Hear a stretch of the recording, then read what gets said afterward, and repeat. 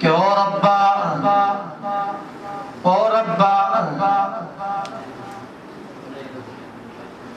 میں نے تو یہ خیال کیا تھا کہ یہ محفلیں ہمیشہ رہیں گی، یہ ناچ گانوں کی محفلیں ہمیشہ رہیں گی۔ اللہ اکبر، آج میں اپنی آنکھوں سے دیکھ رہا ہوں اولاد بھی میری بے وفا بن گئی، محفلیں بھی ختم ہو گئی، سب کچھ ختم ہو گیا، بھوک نے یلغار کر دی۔ ربا میں یہ کہنا چاہتا ہوں، ربا مجھے کھانا کھلا دیجئے، مجھے کھانا کھلا دیجئے، کھانے کا بندوبست ہو جائے۔ اللہ اکبر کبیرہ، سبحان اللہ بکرۃ واصیلا، اللہ اکبر۔ ادھر اس کے یہ جذبات بنے، رب ذوالجلال نے القاء کر دی۔ فرمایا او فاروق، جناب فاروق اعظم رضی اللہ تعالیٰ عنہ مسجد نبوی میں آرام کر رہے ہیں، دل میں یہ بات ڈال دی۔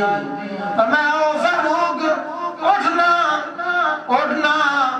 کھانے کا بندوبست کر، مسجد جنت البقیع کے پاس میرا ایک بندہ بیٹھا ہوا ہے، وہاں جا کے اس کو کھانا کھلا دے۔ اللہ اکبر۔ سیدنا فاروق اعظم رضی اللہ تعالیٰ عنہ کھانے کا بندوبست کیا، اپنے سر پہ کھانا رکھا، سفر شروع کر دیا، تلاش کرتے کرتے اس مقام پہ پہنچے، اس جگہ پہنچے جہاں وہ بوڑھا بیٹھا ہوا تھا۔ اس کی نگاہ فاروق کے اوپر پڑی، بھاگنے کی کوشش کر رہا ہے لیکن جسم میں طاقت نہیں ہے، ٹانگوں میں کمزوری ہے۔ جب بھاگنے لگا نیچے زمین پہ گر گیا، اللہ اکبر۔ جب فاروق اعظم قریب پہنچے، پاس پہنچے، فرمایا او بوڑھے مجھ سے کیوں بھاگتا ہے؟ وہ بوڑھا کہتا ہے میں اس لیے بھاگتا ہوں، آپ جلال والے، آپ کے جلال کو دیکھ کے میرے دل میں گھبراہٹ پیدا ہو گئی، میں ڈر گیا، میں اس وجہ سے بھاگ رہا ہوں۔ فاروق اعظم رضی اللہ تعالیٰ عنہ نے اس بوڑھے سے کہا او بوڑھے بھاگنے کی ضرورت نہیں ہے، تو کیوں بھاگتا ہے؟ مجھے تیرے لیے مجھے رب نے میزبان بنا کے بھیجا ہے،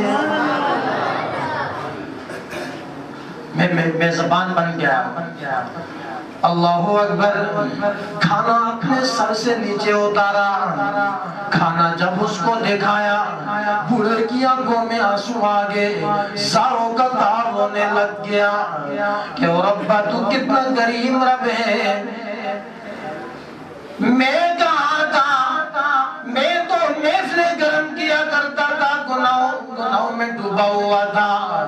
اللہ اکبر، تو کتنا کریم رب ہے، تو نے کسی خادم کو نہیں بھیجا، تو نے کسی غریب کو نہیں بھیجا، تو نے امیر المومنین کو میرے پاس بھیجا ہے۔